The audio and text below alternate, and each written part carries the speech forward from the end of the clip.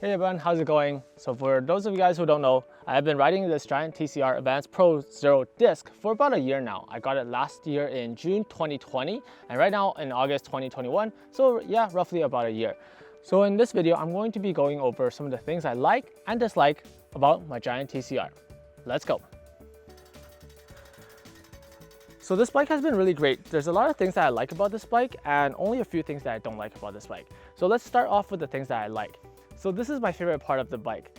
I purposely chose this corner to kind of amplify the sound. So to give this a listen.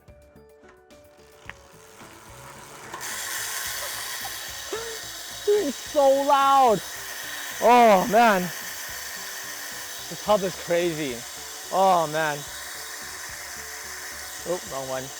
Yeah, holy, it's so loud. I love that sound. So yeah, best part about this bike. Oh wow, that timeline. Wow, that's pretty bad. Damn.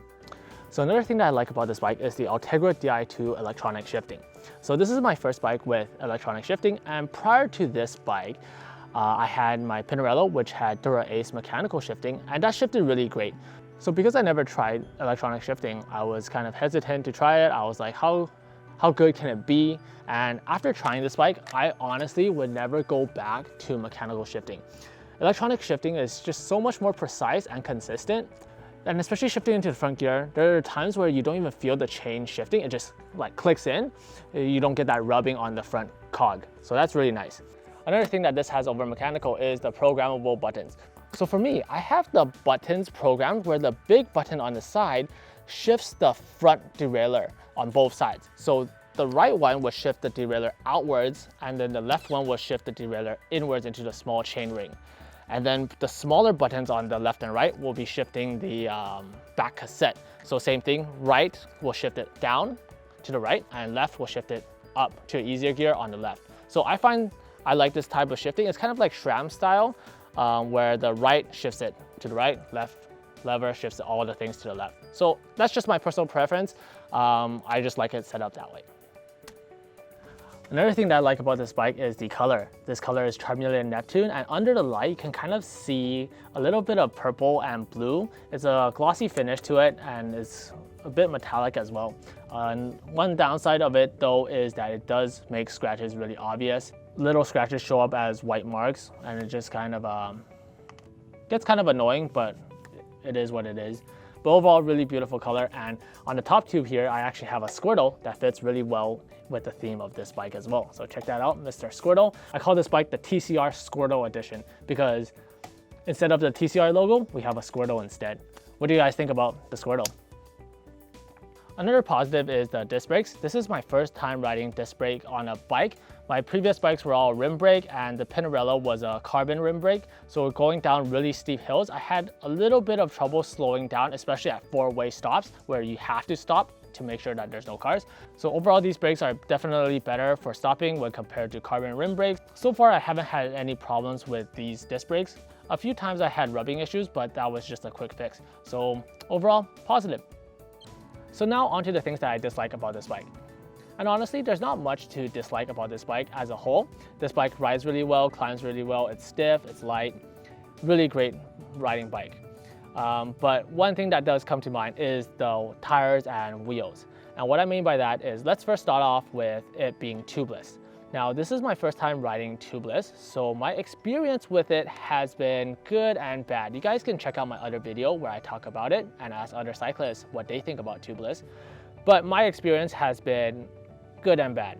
So I'm not too sure if I want to ride tubeless on my next bike, but I'll still have to think about it. Maybe when the technology improves, it'll eventually be tubeless because that's kind of where all the manufacturers are going.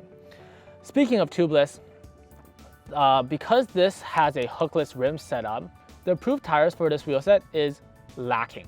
So if you could check out the approved tire list, you only get Giant tires and Maxxis tires and the Swabi Pros. As we all know, and for my experience, Giant tires are they're not the best. And honestly, I would like to see Continental GP 5000 TLs on that list. I'm pretty sure they will come on soon, but I for the time of recording, they're not on the approved list, so we can't put them on. But I have seen people with the SLR1 wheel sets, the Giant wheel sets, with GP5000s on. It's not recommended, but it works.